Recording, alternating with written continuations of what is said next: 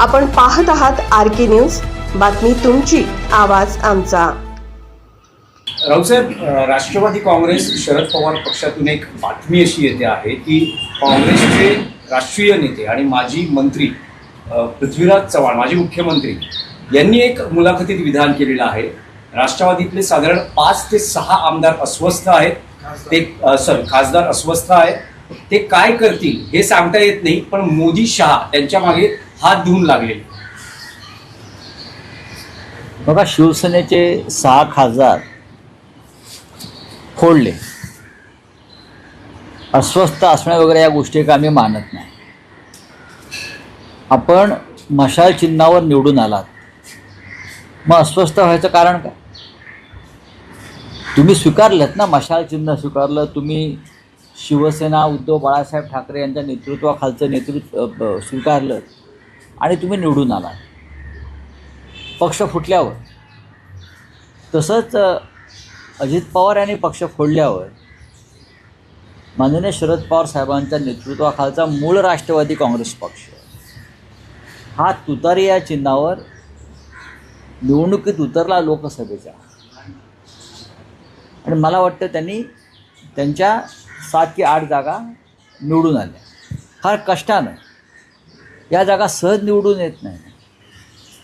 पवार साहेबांनी सुद्धा त्यावेळेला महाराष्ट्रामध्ये वणवण फिरून खासदार निवडून आणले, आणि त्यांनी कमी जागा, मला वाटतं त्यांनी 10 जागा लढवल्या आणि 8 जागा जिंकल्या, मला वाटतं 8, करेक्ट।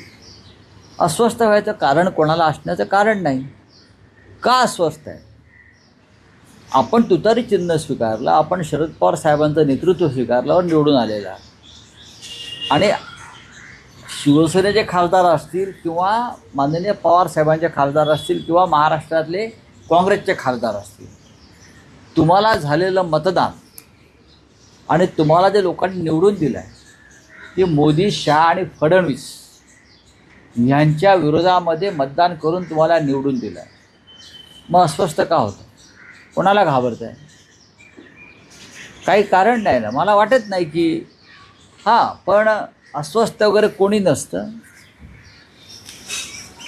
मोदी आणि शहा आणि इतर काही घटक हे दबावाचं राजकारण करतात आणि असे मासे आपल्या गळाला लावतात।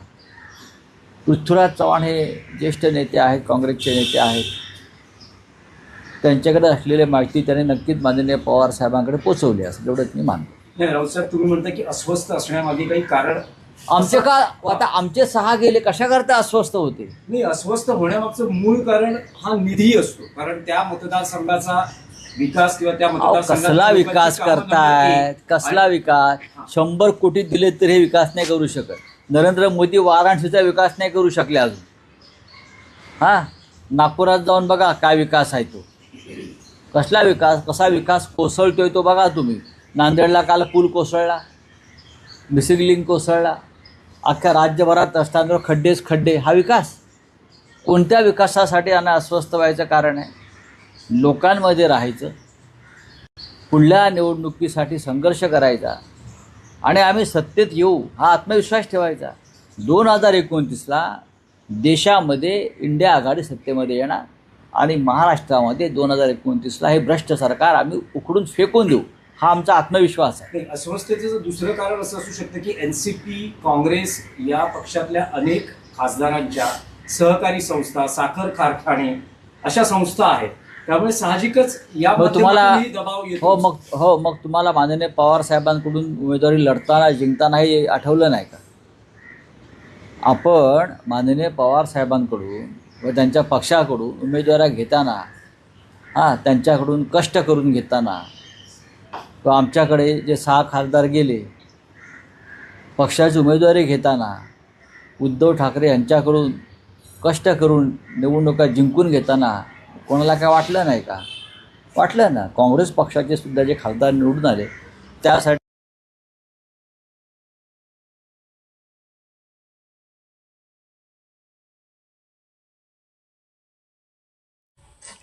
RK न्यूज चॅनलला लाईक करा, शेअर करा आणि सबस्क्राईब करा।